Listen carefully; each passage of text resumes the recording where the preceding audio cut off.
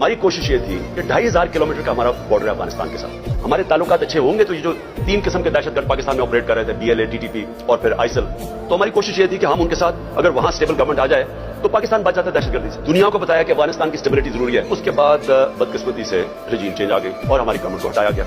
लेकिन इस गवर्नमेंट ने कोई इनको समझ नहीं थी करना क्या, ना ही इनकी कोई तवज्जो थी वहां। इन्होंने जब जून में वहां से खदशा हुआ कि ये हो रहा है, ये क्या फिनोमेना है, क्योंकि बॉर्डर तो गवर्नमेंट के हाथ में नहीं है पख्तूनख्वा के, तो इनके अंदर कोई किसी को ना समझ थी, ना किसी का इंटरेस्ट था। अजीब अजीब सी इनकी मजाया स्टेटमेंट्स आई, वो इशू वहीं का वहीं रह गया। ये इशू आहिस्ता आहिस्ता बढ़ना था, जो हमें जिम्मेदार ठहरा रहे हैं। मैं ये पूछना चाहता हूं कि मैं उसका तो जवाब दे सकता हूं जब हम इक़्तिदार में थे। जब हम इक़्तिदार में नहीं है, ये कहना कि क्योंकि उस दिन उस दौर में इन्होंने ये किया तो आज ये हो गया। सवाल यह कि हमारे दौर में क्यों नहीं हुआ। 2013 से हमारी गवर्नमेंट थी पख्तूनख्वा, जो सबसे बड़ा सूबा जो तबाही में चाहिए। 2013 से 18 तक जरा दहशतगर्दी देख लें कि पख्तूनख्वा में कितनी हुई हमारे दौर में, और 2018 से अब तक हमारी जब गवर्नमेंट थी, मुझे ये बता दें कितनी दहशतगर्दी थी। तो आज आप ये हमें ये कहा जा रहा है कि जनाब वो क्योंकि उन्होंने पता नहीं क्या कि आज दहशतगर्दी बढ़ गई, कि जनाब इन्होंने पता नहीं आज जो माशी बुरहान आ गया और जो तबाही मच गई है पाकिस्तान में, जो लोगों की उम्मीद ही मुझसे चली गई है, जो माशी हालात है, वो कह रहे हैं कि जी वो हमारी वजह से हुआ है। हम उसके जिम्मेदार हैं जो हमारे दौर में हुआ है। जब हम पावर में नहीं है, हम हमारे से क्यों जवाब पूछ रहे हैं। मुझे इनका पता था कि ये नाहल और करप्ट लोग, इन्होंने तो 30 साल हुकूमत की और मुल्क को यहां पहुंचाया। तो जनरल बाजवा की सोच थी कि अब आगे ये मुल्क ठीक कर देंगे। जो 17 साल में सबसे बेहतर पाकिस्तान की इकोनॉमिक परफॉर्मेंस थी, उस इकोनॉमिक परफॉर्मेंस के ऊपर रजीम चेंज करके इनको ले आए, ये होना ही था। मेरे से वो चीजें पूछे जब मैं इक़्तिदार में था, अगर ये ना हटाते फिर हम जिम्मेदार थे।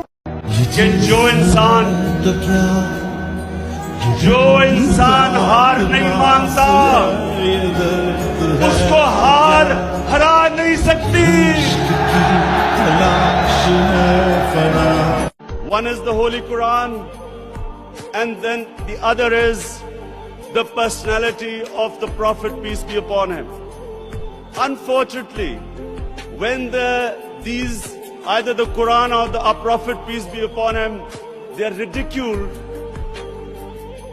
the Muslim leadership has failed to convey to the Western countries that it pains and hurts us.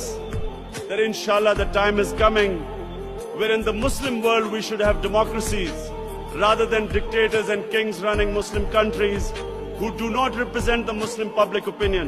और मेरा ये ईमान है कि हमारा मुल्क सिर्फ तब तरक्की करेगा अगर वो मेरे नबी सल्लल्लाहु अलैहि वसल्लम के रास्ते पे चले, उनकी सुन्नत पे चले, और उनकी सुन्नत थी मदीना की रियासत।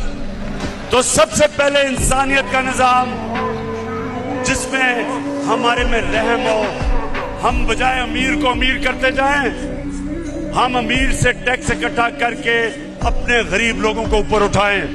और इंशाअल्लाह मेरा ये वादा है कि जब हम 5 साल मुकम्मल करेंगे, सारा पाकिस्तान देखेगा कि कभी इस मुल्क की तारीख में किसी गवर्नमेंट ने इतनी तेजी से पाकिस्तान की गुर्बत कम नहीं की। उस बुलंद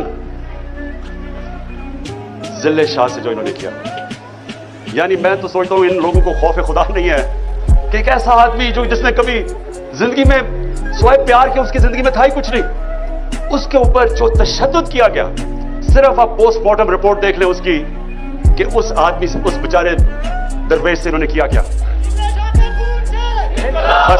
बस